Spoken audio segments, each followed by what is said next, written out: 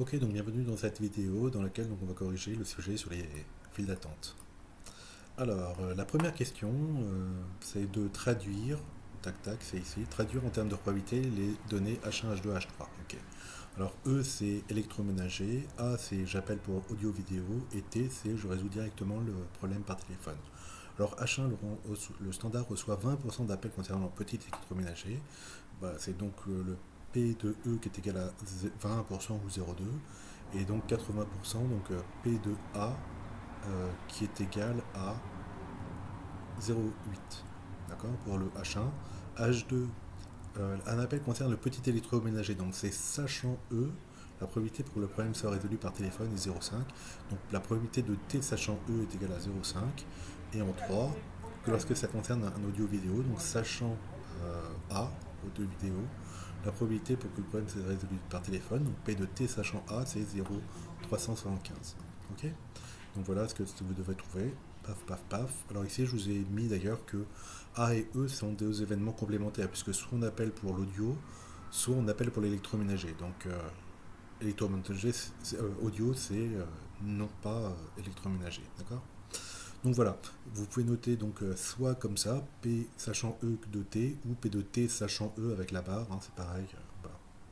Deuxième question, il faut montrer que P de T est égal à 0,4. Ben, c'est facile. Alors, vous voyez qu'il y a deux choses, hein. Déjà, la première, c'est de savoir est-ce que j'appelle pour audio-vidéo ou électroménager, puis ensuite, est-ce que je peux résoudre par téléphone. Donc, le P de T, c'est quelque part une fois que j'ai fait les deux premiers événements.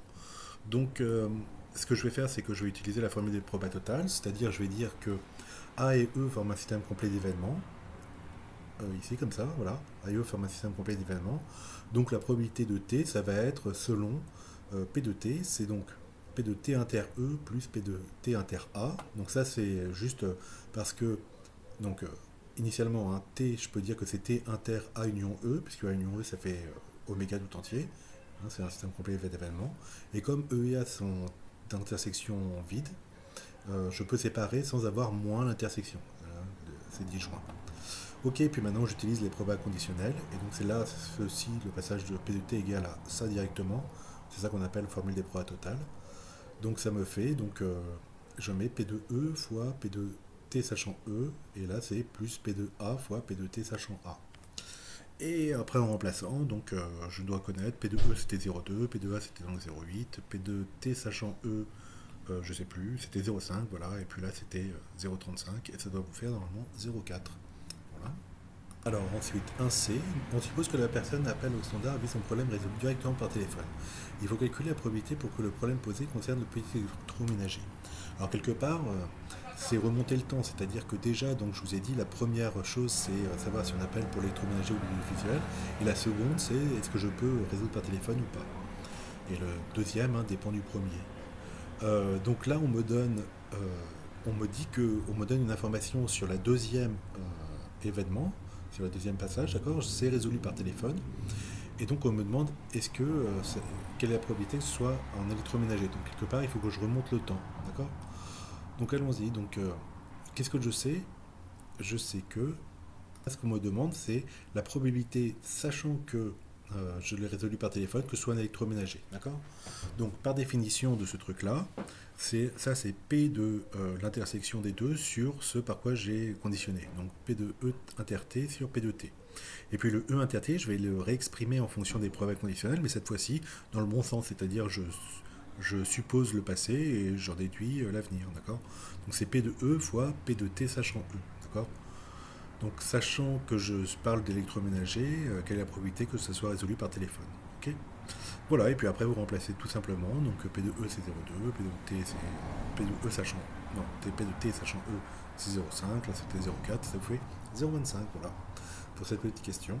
Alors ensuite, un centraliste reçoit 10 appels durant une heure, on note X la variable aléatoire représentant le nombre d'appels concernant le petit électroménager. Déterminez le bois de X. Ok, donc on donnera les valeurs prises par x, ainsi que pour chacune d'elles la probabilité correspondante. Donc les valeurs prises par x, évidemment, ça peut être 0, 1, 2, 3, etc. jusqu'à 10, puisque à chaque fois, soit la personne appelle pour électroménager, soit il appelle pour audiovisuel.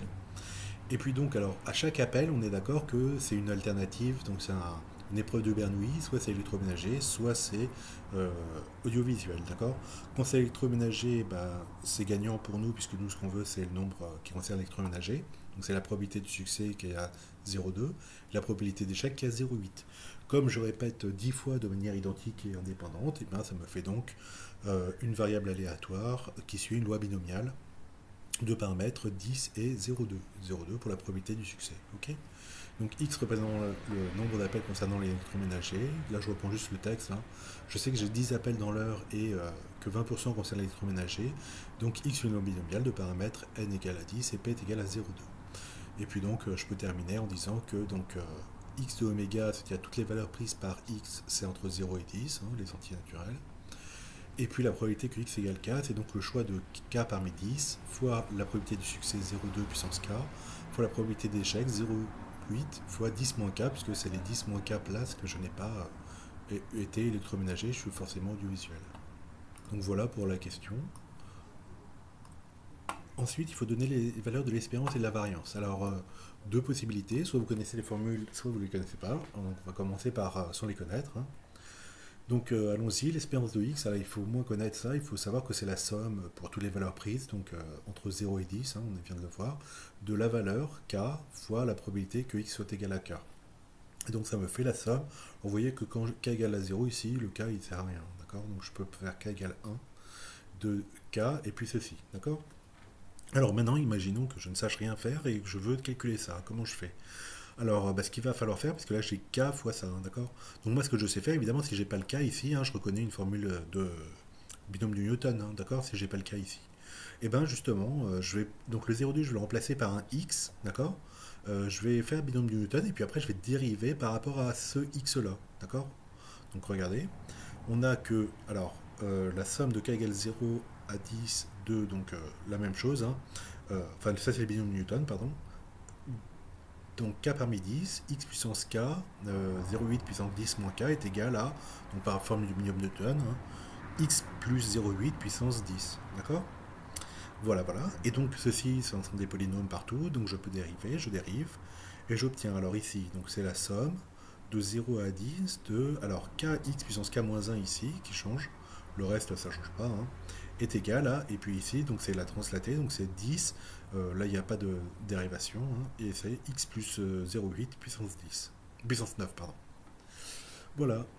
Et donc, et ben maintenant, je remplace par 0,2. Alors, vous voyez que si je remplace par 0,2 pour obtenir ce que je veux, moi, hein, j'obtiens 0,2 puissance k-1 ici. Alors que moi, ce que je veux, c'est 0,2 puissance k. D'accord? Donc, je remplace x par 0,2 et je multiplie tout ça par, enfin, tout ça par 0,2. D'accord? Donc, comme ça me donne bien mon 0,2 puissance k. Donc, 0,2 puissance k-1 fois 0,2 puissance k. Et là, j'ai donc multiplié par 0,2 fois, et puis là, quand je remplace x par 0,2, ça me fait 1, ça. 1 puissance 9, ça fait 1. Et puis donc fois 10. Là. Ok? Et ça me donne donc 2. Voilà donc pour l'espérance de x, quand on ne connaît pas la formule. Et si on la connaît, alors bon, si on sait que x est une variable binomiale, donc BNP, alors son espérance c'est n fois p.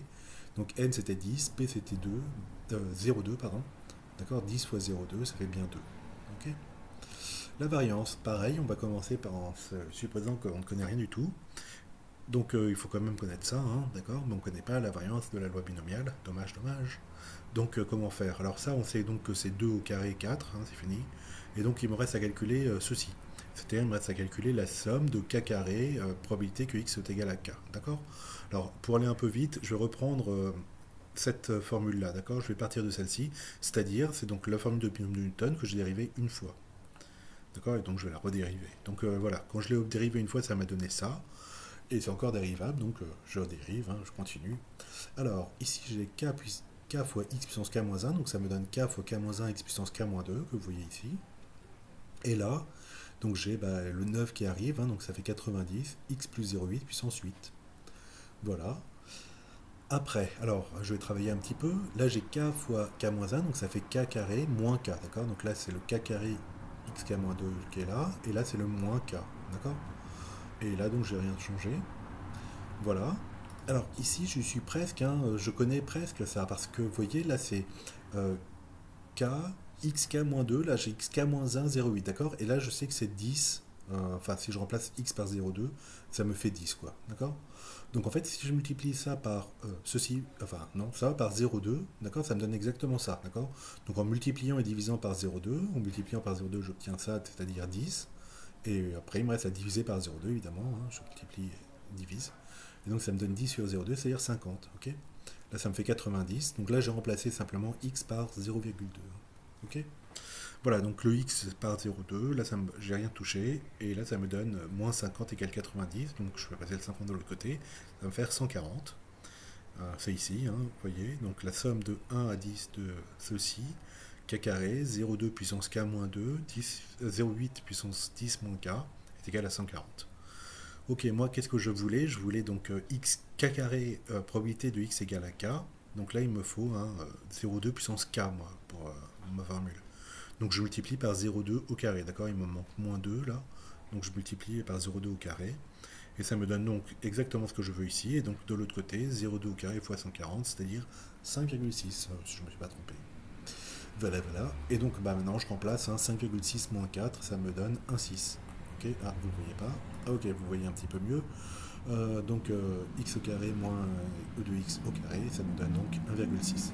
Ok, l'autre méthode c'est de connaître ces formules de cours, et donc la loi binomiale, si donc x suit une variable binomiale BNP, alors sa variance c'est NP 1 moins P, d'accord, fois la probabilité de l'événement échec. Voilà, donc c'était quoi? C'était 10, 0,2, 0,8, d'accord? Bon voilà, ça vous fait bien 1,6, comme on a trouvé tout à l'heure. Ok, ensuite, pendant une période de 10 jours, un standardiste reçoit 600 appels, on note Y la variable aléatoire représentant le nombre d'appels résolus directement par téléphone. Donnez la loi de Y. Bon, bah, ça va être pareil, hein. Chaque appel, soit il est résolu par téléphone directement, probabilité de succès 0,4, on le sait ici, d'accord? Soit il n'est pas résolu directement par téléphone. Voilà, on répète donc cette épreuve de Bernoulli de matière identique et indépendante 600 fois, ici, d'accord? Et donc ça vous donne une loi binomiale de paramètres 600 et 0,4, d'accord? Donc voilà, y 10 jours, c'est donc P de t est égal à 0,4, et donc la loi c'est B 600, 604, oui. Alors on admet que dans la suite qu'on peut approcher la loi de y par une loi normale. Alors je vous rappelle, hein, je ne sais plus dans le bouquin qu'on avait fait en terminale, mais oui, on peut du style n plus grand que 30, n fois p c'est plus grand que 5, et n fois 1 moins p c'est aussi plus grand que 5. Et donc ici c'est le cas, hein, d'accord? Alors déterminer les paramètres de cette loi normale. Ok, donc en fait, vous vous rappelez, la loi normale, elle doit être cadrée sur le y via donc sa variance et son espérance. Donc la loi normale, son espérance, ça doit être égal à l'espérance de celle-ci, d'accord? Et donc on avait vu que l'espérance était n fois p, hein. Je ne refais pas les calculs cette fois-ci, hein. J'ai appris mon cours depuis. Donc ça me fait 240, et puis donc sa variance, donc sigma carré, c'était np 1 moins p, et donc ça me fait 144. Oh, ça a le bon goût ça d'être 12 au carré, hein, d'accord? Sigma 2 est égal à 12 au carré, donc sigma est égal à 12. Ainsi on peut approcher la loi binomiale de y par une loi exponentielle, par une loi normale, oulala, pourquoi j'ai mis exponentielle? Normale. Voilà, deux paramètres, donc espérance 240 et sigma 2, bah non, toujours pas. Et donc sigma carré qui vaut 144. Sigma carré c'est la variance, hein, et sigma c'est l'écart type, d'accord? Sigma c'est 12. Donc en utilisant cette approximation, donc via la loi normale, déterminer la valeur approchée de la probabilité de l'événement P de y plus petit que 252 en utilisant la loi de la table normale, ok? Alors il faut que je comprenne donc enfin que je bricole à partir de mon y une variable aléatoire qui va suivre la loi normale centrée réduite, ok, et puis après je vais pouvoir voir qu'est-ce qu'on me demande, quoi. Ok, alors donc puisque y a ça comme espérance et variance, ok, donc y moins 240 a pour espérance 0 pour la linéarité, et si je divise par sigma carré, ça fait que par sigma, pardon, ça fait que la variance sera nulle, sera de 1, pardon, normalisée. Ok. Donc je vais poser z est égal à celle-là, moins son espérance divisé par son écart type. C'est-à-dire y moins 240 sur 12. D'accord? Et cette fois-ci, z, donc par linéarité de l'espérance et par le truc de la variance, ça suit une loi normale centrée réduite. Donc je peux maintenant utiliser ce tableau-là qui est pour les lois normales réduites, centrées et réduites en fait. Ok, vous voyez que c'est centré et réduit. Alors, simplement moi, il faut que je traduise ce que je veux, c'est-à-dire le, le P de Y plus petit que 252 en termes de quelles conditions, quelles contraintes sur Z. D'accord? Alors, ce que j'ai fait ici, la probabilité que Y soit plus petit que 252, c'est quoi? Bah alors je fais moins, donc mentalement je fais moins 240 divisé par sigma, d'accord? Comme ça ici j'obtiens le Z, plus petit que donc 252 moins 240 sur 12, donc là vous voyez ça fait 12, 12 sur 12 ça fait 1, plus petit que Z inférieur ou égal à 1.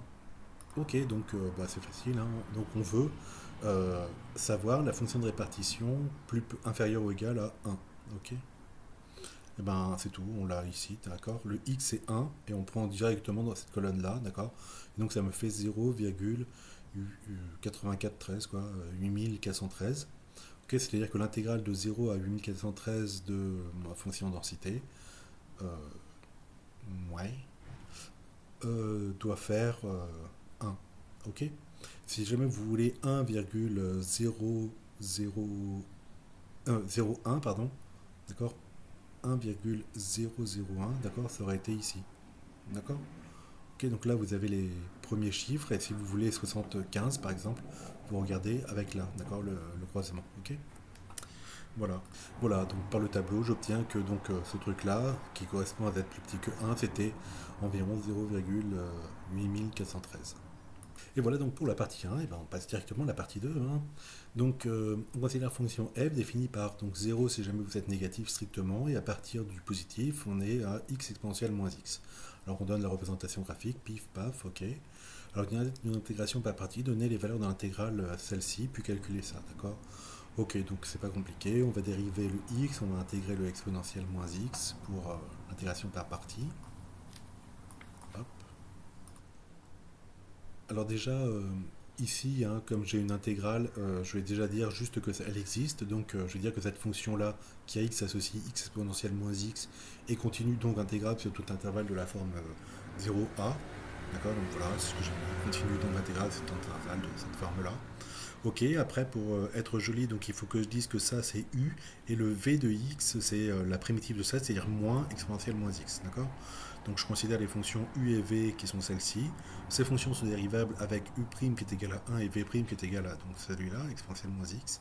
D'où par intégration par partie. Bon voilà, je vous ai mis plein de trucs qui ne servent pas à grand chose, mais bref, voilà, pour vous réexpliquer tout ça. Et donc au final, on obtient ceci, d'accord? Ouais. Voilà, et donc dans le sujet, on nous demande quelle est la limite lorsque a tend vers l'infini. Donc vous voyez que ici, on utilise le théorème de croissance comparée. A tend vers l'infini, exponentielle moins a tend vers 0, hein, en moins l'infini ici, ça vaut 0. Et donc lequel remporte entre l'infini et 0, bah, c'est l'exponentielle qui remporte, donc ça tend vers 0. Ça tend aussi vers 0, et donc ça, au total, tout ça, ça tend vers 1, d'accord? Voilà, on est donc, par croissance comparée, on obtient que l'intégrale de 0 à l'infini de ce truc-là vaut 1. Donc que peut-on déduire pour l'intégrale impropre? Bon, bah, on peut dire qu'elle est convergente et égale à 1, c'est tout. Donc impropre dans le sens, l'intervalle d'intégration est infini. Je vous rappelle qu'il y a deux types d'intégrales impropres. Donc celle dont l'intervalle d'intégration est du type infini, ou celle où il y a un problème du style vous avez 0 et 1 sur x carré ou 1 sur x, d'accord? Où il y a un problème en 0, c'est-à-dire que la fonction L tend vers l'infini dans ce point-là. Ok, donc question suivante, montrer que f est continu sur R. Ah, très bien. Donc f, elle est définie par deux formules, vous êtes d'accord, sur R- strict, étoile, quoi, et R+, d'accord? Donc en fait, je vais utiliser un théorème qui va me dire que sur R- étoile et sur R+ étoile, elle est continue parce que c'est des fonctions de référence, là 0 et là x exponentielle moins x. Et donc le seul point qui m'intéresse, en fait, c'est 0 que je vais traiter en particulier. D'accord? Donc vous pouvez dire par fonction de référence, etc., f est continu sur R plus étoile et R moins étoile. D'accord? Vous êtes débarrassé de quasiment tout. Il vous reste juste à savoir pour 0, juste en ce point-là. D'accord? Donc étudions la continuité en 0. Alors, donc la continuité, quand vous êtes plus petit que 0, donc à gauche, bah, vous valez 0, la fonction elle vaut toujours 0. Et quand c'est à droite, donc c'est lorsque x est strictement positif mais tend vers 0, x exponentielle moins x, donc x tend vers 0, exponentielle moins x tend vers 1, donc un truc qui tend vers 0 fois un truc qui tend vers 1, ça tend vers 0. Ok? Donc on a que la limite à gauche de f de x égale 0, la limite à droite de f de x égale 0, d'où f de x est continu en 0. Voilà, et donc comme ça, vous avez la continuité de ce type de fonction. D'accord? Ne pas oublier, faire les gros paquets au départ, puis faire les petits points qui vous manquent, et puis après vous recollez tout et vous dites la fonction est continue partout, que j'ai pas mis ici. Donc là, c'est très court, hein, justifier que f est une densité de probabilité de variable aléatoire. Qu'est-ce qu'il faut pour être une densité de proba? Ben, il faut être une fonction continue, euh, positive, et dont l'intégrale vaut 1. D'accord? Ce qui sera intégrable, donc l'intégrale vaut 1. Voilà. Donc la fonction f est continue, elle est positive sur R, donc elle est intégrable, et elle est intégrable en plus, et son intégrale sur R vaut 1, donc on en déduit que c'est la fonction densité pardon, d'une variable aléatoire. Voilà. Bon. Alors 3, donc c'était la loi exponentielle ici. Donc 3, on suppose que lors d'appel au standard, le temps de celui-ci en minutes est une variable aléatoire m à densité, dont la densité c'est f justement. Alors il faut déterminer grand f en la fonction de répartition de la variable aléatoire m. Mhm. Ok. Donc c'est quoi la fonction grand f? Donc f de x, c'est l'intégrale de 0 à de moins l'infini pardon à x de la densité. Ok? Donc on va faire ça. La f de x, par définition, c'est la probabilité que m soit plus petit que x, c'est-à-dire l'intégrale de 0 à l'infini, oh là là, de moins l'infini à x de f de t dt. Voilà, alors je vous ai pas mis 30 000 blabla, mais euh, comme f, hein, elle est nulle avant 0, donc lorsque x est plus petit ou inférieur ou égal à 0, bah, ça vaut 0. Et quand il est supérieur ou égal à 0, qu'est-ce qui se passe? Ah, voilà. Alors pour x plus grand que 0, on a que f de x, c'est l'intégrale donc de 0, hein, puisque de moins l'infini à 0, ça vaut 0. Donc ça commence à 0, quoi. De t exponentielle moins t dt, après je fais toujours pareil, intégration par partie, etc. Et si je ne me suis pas trompé, ça donne 1 moins exponentielle moins t fois t plus 1. Voilà, donc vérifiez ça, je l'ai fait rapidement. Alors après, on nous demande de calculer quelques probabilités, donc l'un dans l'autre, vous voyez, donc celle-là, elle va servir à celle-là, qui vont servir à celle-là, bref. Ok. Alors, la probabilité que m soit plus petit que 4. Donc, bah, c'est f de 4 par définition, et donc d'après ma formule ici, c'est 1 moins exponentielle moins 4 fois 5. D'accord? Donc c'est 1 moins 5 exponentielle moins 4. La proba que m soit compris entre 2 et 4, alors c'est f de 4 moins f de 2. C'est le seul truc à faire, et puis après, bah, vous appliquez les formules là-haut. D'accord? Et ça doit vous donner ça, c'est-à-dire euh, le f de 2 là, avec le moins, ça fait plus, donc ça fait 3 exponentielle moins 2, et là ça vous fait moins 5 exponentielle moins 4. Voilà. Et enfin, le sachant que, donc on recommence, on fait donc la probabilité de l'intersection de ces deux-là, mais l'intersection je l'écris directement comme étant m compris entre 2 et 4, sur ce par quoi j'ai conditionné, donc sur probabilité que m soit plus grand que 2. Ça, c'est l'inverse, enfin, c'est l'événement complémentaire de m inférieur ou égal à 2, c'est-à-dire 1 moins grand f de 2. Bon, vous pouvez mettre des trucs comme ça, hein, d'accord? Voilà, bref, on obtient ceci. Ok? Voilà, donc ça, c'est juste pour utiliser les formules, je pense, classiques de calcul, hein, d'accord? Il n'y a pas besoin de savoir si ça fait 0, 3, 6, etc. Mais bref. Alors pour l'expérience de m, ben, ça va être pareil, hein, on va devoir poser donc l'intégrale de x f de x dx par exemple, voilà, c'est ce que j'ai fait ici. Donc je dois borner hein, mon truc entre alors 0 parce que vous avez compris qu'entre mon infini et 0 j'étais nul, donc c'est pas la peine de calculer. Par contre je peux pas mettre plus l'infini hein, pour les intégrations par partie, je prends un a strictement positif et donc je calcule ça pour l'instant. Puis après je ferai tendre a vers l'infini, ok? Donc de x f de x dx, alors f de x dx ça me donne ceci, x carré exponentielle moins x, d'accord? Voilà, donc bon, après, ben, je fais mon intégration par partie. Bien sûr, je dérive le 2x, le x carré qui me donne un 2x ici. Voilà, donc si je ne me suis pas trompé, ça doit me donner à la fin moins a carré exponentielle moins a plus 2 intégrale de 0 à a de x exponentielle de moins x dx. Et ici, en fait, je reconnais l'espérance simple de... Enfin, le calcul de tout à l'heure, hein, d'accord? De f, vous vous rappelez? Ici, hein, t exponentielle moins t dt ou x exponentielle moins x dx, ça me donnait ça, d'accord? Donc là, je ne l'ai pas repris, mais vous pouvez le prendre à ce niveau-là, d'accord? Et puis, donc, je fais tendre a vers l'infini, et voilà. Et donc, j'obtiens que ça me donne, donc en a tend vers l'infini, ici, pareil, croissance comparée, c'est l'exponentielle moins a, donc moins l'infini qui remporte, donc ça fait 0. Et ça me donne 2 fois, et donc là, c'était 1 le truc de tout à l'heure, parce que c'était la densité. Donc 2 fois 1, ce qui me fait 2. Donc n moins une espérance qui vaut 2. Ça tombe bien, c'est ce qu'on me demandait de faire, hein. L'espérance vaut 2, d'accord? On suppose que le prix payé par le client en euros d'un appel est une variable aléatoire z qui est calculée de la façon z égale à 1 plus 0,2m. Alors on aurait pu vous le faire du style, il y a 1 euro pour entrer en communication, puis chaque minute 0,2 euros, d'accord? 20 centimes. Ok, comme ça, on aurait dû trouver nous-mêmes le truc, d'accord? Bon, bref. Quel est le coût moyen d'un appel pour un client? Ben, on va faire espérance de z, qui va être par linéarité espérance de 1 plus 0,2m, qui va être donc par linéarité de l'espérance 1 plus 0,2 fois espérance de m. Ok? Bon, bah, c'est ce que j'ai fait ici, hein. Paf. On sait que z est égal à ceci, 1 plus 0,2m. Donc l'espérance de z par linéarité, c'est espérance de 1, c'est-à-dire 1, plus 0,2 espérance de m, c'est-à-dire 0,2 fois 2. Et ça vous fait 1,4 euros. Voilà, voilà pour ce petit problème pas très compliqué.